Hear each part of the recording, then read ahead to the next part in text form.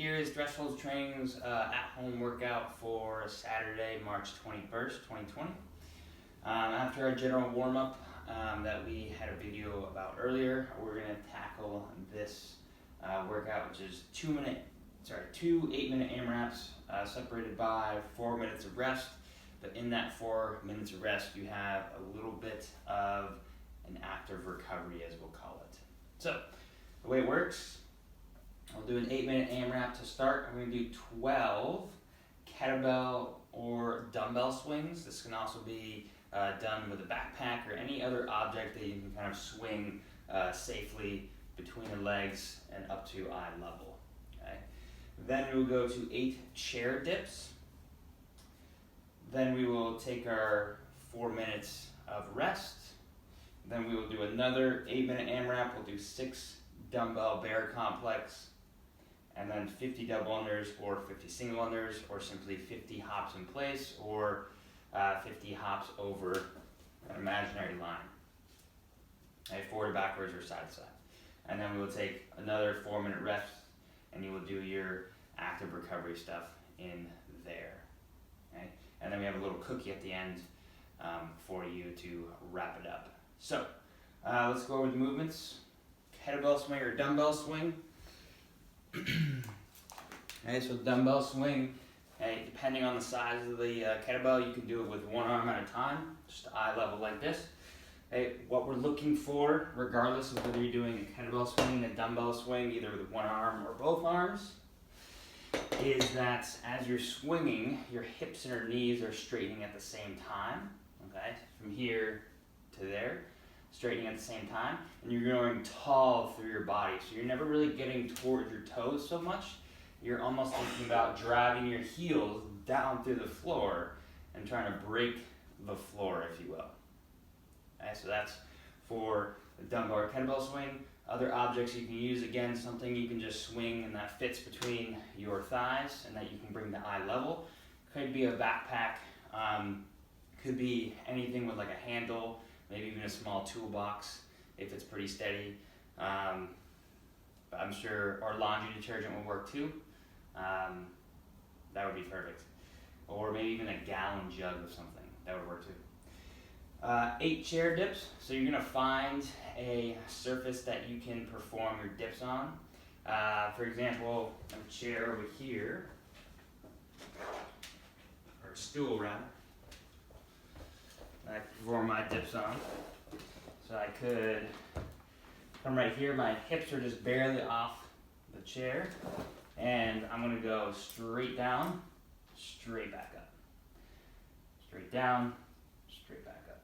My shoulders kind of passing below the parallel line of my elbow, and then just straightening back out. Okay. I could also do this on stairs. Over here, I could go down to the first level and go back up. Okay, that's one option as well. The depth will limit you, however, so you can stack things on the second chair, or stair rather, to make the depth a little bit more deeper if you'd like, or you can just use the chair option. Whichever one you choose, what we're looking for is the shoulders to stay away from the ears. So that is to say, as we go down, they're not shrugging up a lot. In addition, they're not translating forward. So instead of jumping forward as I go down, they're staying down and back like this. My elbow is the only thing that's really moving during the chair dip movement. So once we're done our 8-minute AMRAP, going back and forth between the two movements, we're going to take our rest. During that rest, you're going to be doing a wall sit. Okay, so imagine I have a wall right here. I'm going to be doing my wall sit. I'm going to hold for about a minute, and then I'm going to walk around, shake it out, recover for the next 3 minutes. So for 4 minutes total, that will be your recovery time. Just the added active recovery time for the wall sit makes things a little more spicy. Then, when you're done, we'll do another 8-minute AMRAP, so same time domain as up above. And we're going to do 6 dumbbell bear complex. Best thing to substitute for a dumbbell or kettlebell is probably a cinder block or a weighted backpack or a weighted suitcase. The way the dumbbell complex is going to work, you're going to use both arms at a time, so not one arm. You're going to take your dumbbell, you're going to start down here where your chest is higher than your hips. So not like this, but more like this, okay? It's closer to a squat than it is a deadlift. And what you will do is you will bring the kettlebell up to your front rack position or your shoulders. You will then squat down. You will then press it up overhead. You will then bring it behind you safely. You will then squat it, then press it back up, bring it back down to the floor. That's one. Okay? Because dumbbells are technically really narrow compared to, say, barbells, you're not going to have a lot of shoulder room when you go overhead. Okay, so make sure that we're finding an object that is long enough. Okay, it could even be a broom or a stick, okay, that you're using to go overhead, okay, especially if we have any shoulder restrictions or shoulder mobility issues. If that's the case and you would like to do one arm at a time, you can simply go one arm, down, press, bring it back down, and do it just another squat and a press. Okay? That way you're always getting 2 squats and 2 presses. Okay? Then you would just switch arms each rep. Then we'll do 50 double unders. Okay, so what we're looking for is a jump rope, and we're spinning it underneath us 2 times. Single unders are also appropriate, or just simply hopping in place or hopping over a line sideways or forward and backwards. We'll then take our last 4-minute break. Okay, it's broken up as 1-minute wall sit and a 3-minute walk and recovery. Should you choose to break up the wall sit, you can think of it as you're accumulating a minute, but your goal or your challenge is to try to sit for the entire minute. Okay?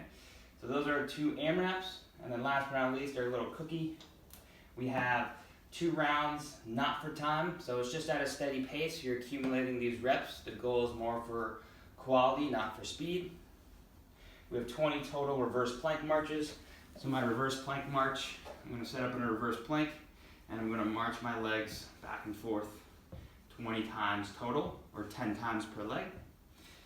If being on your hands is too much for your shoulders or too much for your legs, you can go on your back and perform the same movement with your hips elevated, like so. Okay, it's important that we have some bend in our knee, but not so much like this. Okay, it's just barely bent from a straight position. And then you can stay down on the floor if you're already there, and you're going to do 10 hamstring sliders. So a hamstring slider, I'll be on my back, my hips will elevate, and then I will slide one leg out, one leg back, one leg out, one leg back. As I'm sliding my leg out, my heel is always digging down into the floor as I slide out, slide back. Okay, that'll really emphasize the hamstrings or the back of the thigh muscle. Okay, so to make this more challenging, I can lift one leg and then slide out, slide back. Okay, to make this a little easier, I can put this leg on the ground, I can put my hips on the ground, and just slide out and slide back, one at a time. Okay, so again, make it more challenging by lifting up one leg, or make it less challenging by putting your hips on the ground and just moving one leg out at a time. Okay? We'll take a 30-second rest between rounds. We're just going to do 2 rounds total. Hey, that's your Saturday workout. Get after it, have fun, and let us know how it went.